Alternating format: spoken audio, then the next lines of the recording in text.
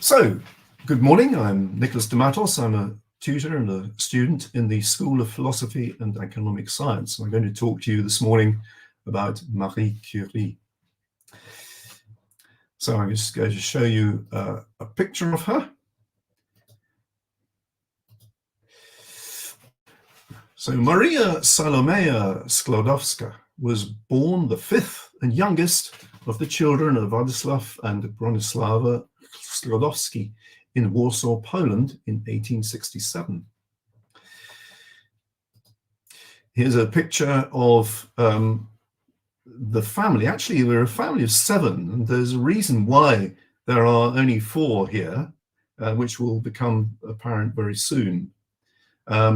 Maria is standing behind her father to the left, and to his right, immediate right, is Bronislava, his daughter, shortened to Bronia, and to Bronia's, to the right of Bronia is Helena, who was a daughter between Maria and Bronia. It might seem, it does seem that parents were from landed families, but both families had been involved in Polish national uprisings aimed at restoring Poland's independence from Tsarist Russia. Thus, the families had lost most of their property and fortunes.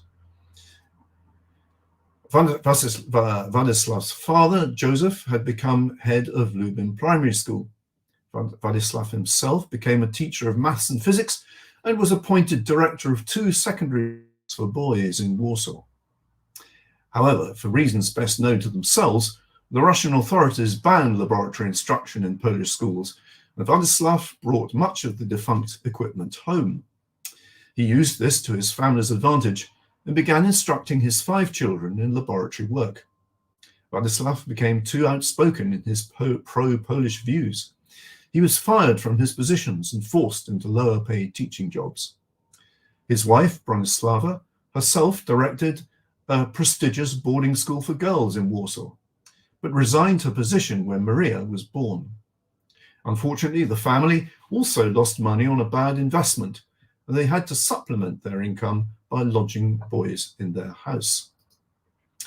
Because of this, their eldest child, Sophia, caught typhus and died when Maria was 8.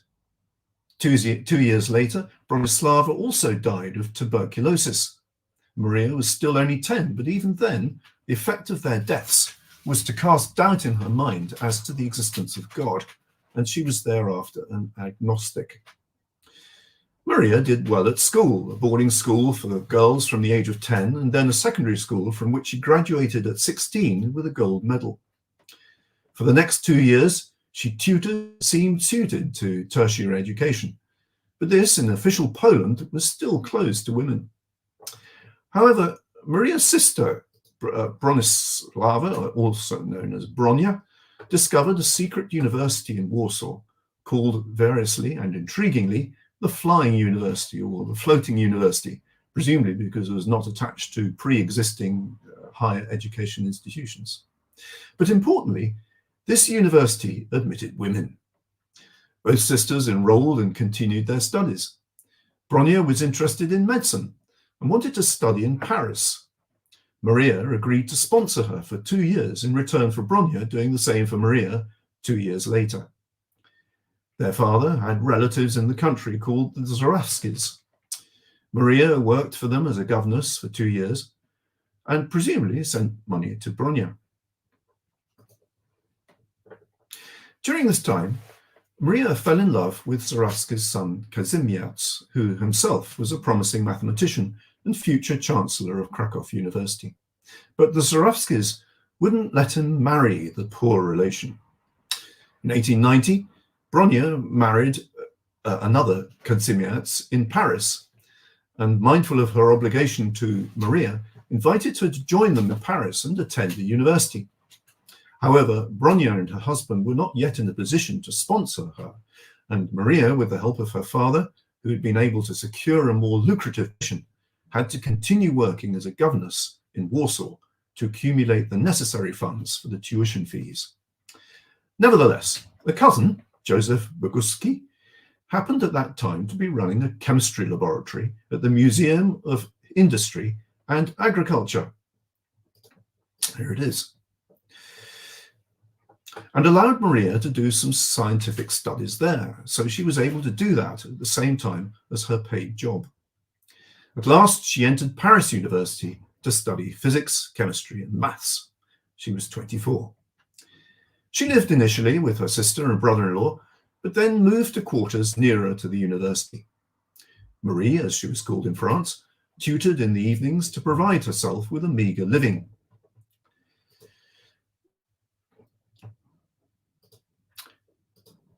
Two years later, she graduated in physics and did two things simultaneously. She worked in the industrial laboratory of Gabriel Lippmann, and having received a small scholarship, continued to study at the university, earning a second degree a year later.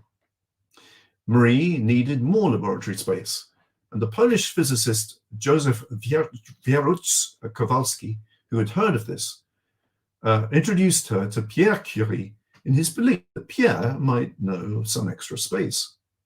This provided Marie not only with extra space, but also with a husband. This was only after she had tried and failed to pursue her studies in Poland. Krakow University could not employ her because she was a woman. Pierre and Marie encouraged each other in pursuing their doctorates, and Pierre was promoted to professor in the institute where he'd been a lecturer.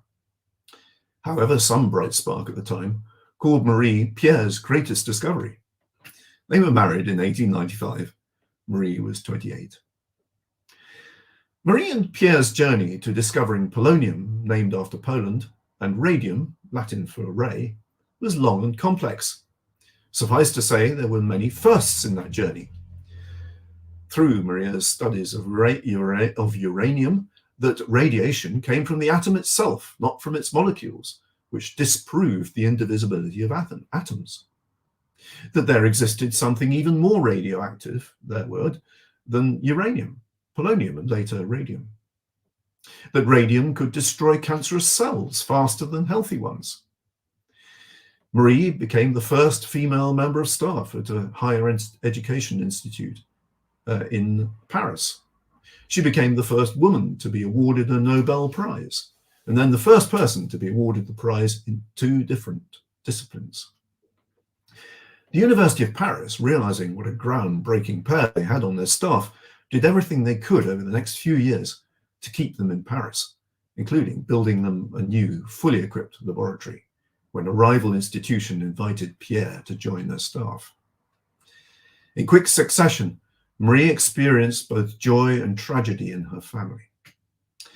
In 1904, she gave birth to a second daughter, Eve, to join Irene, to whom Marie had given birth 5 years previously.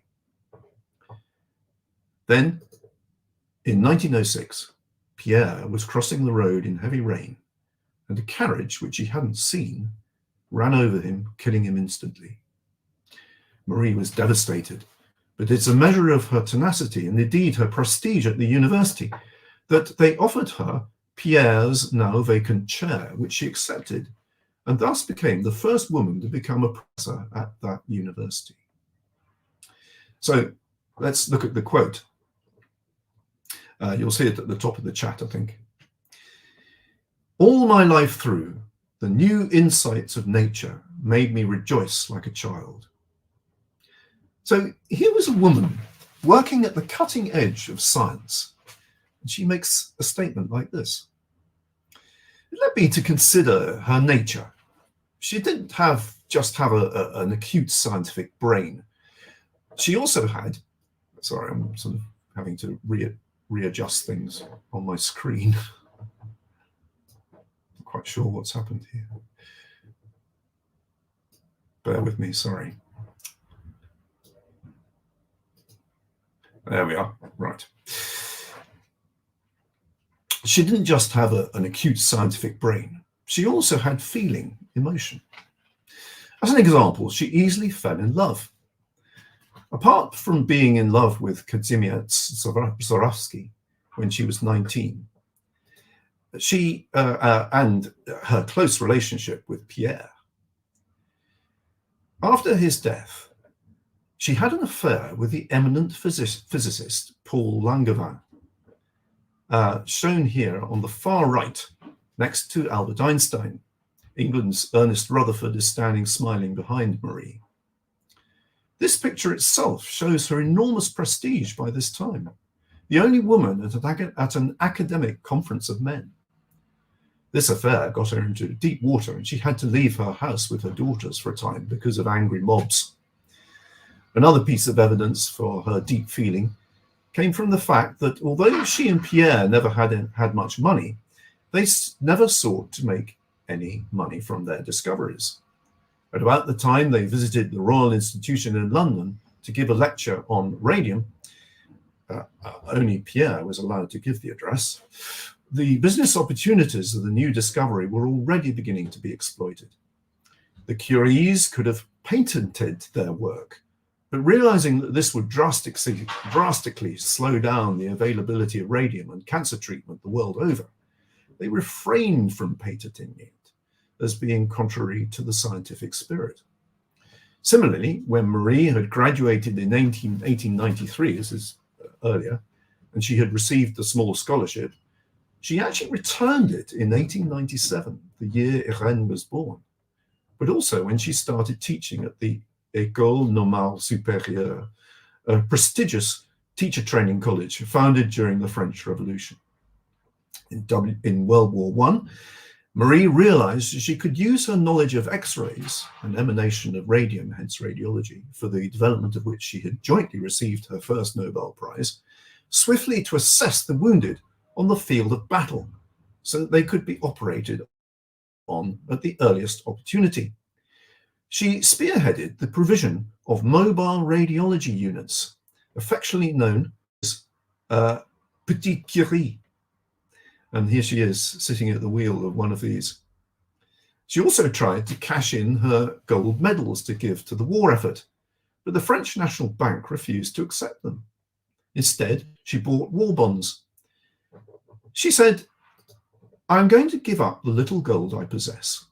I shall add to this the scientific medals, which are quite useless to me. There is something else. By sheer laziness, I had allowed the money for my second Nobel Prize to remain in Stockholm in Swedish crowns. This is the chief part of what we possess. I should like to bring it back here and invest it in war loans. The state needs it. Only I have no illusions. This money will probably be lost." Apparently, she and Pierre often refused awards and medals.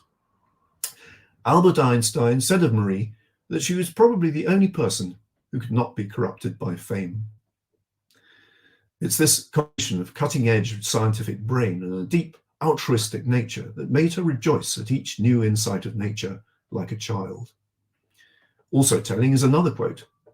"The older one gets, the more one feels that the present moment must be enjoyed, comparable to a state of grace."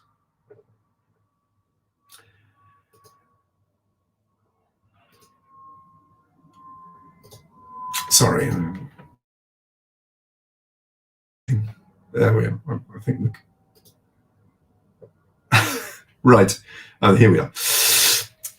We may not have a cutting-edge scientific brain, but surely it's open to us to be able to appreciate the present moment as a state of grace and rejoice at new insights like a child. I remember a moment as a very busy teacher when, for a fleeting second, I was able to see what was in front of me as I had done as a child. It can actually be practice. Stop, even in the middle of things. Open up the senses and delight in the present moment. And these moments of rejoicing like a child will, I promise, become more and more frequent.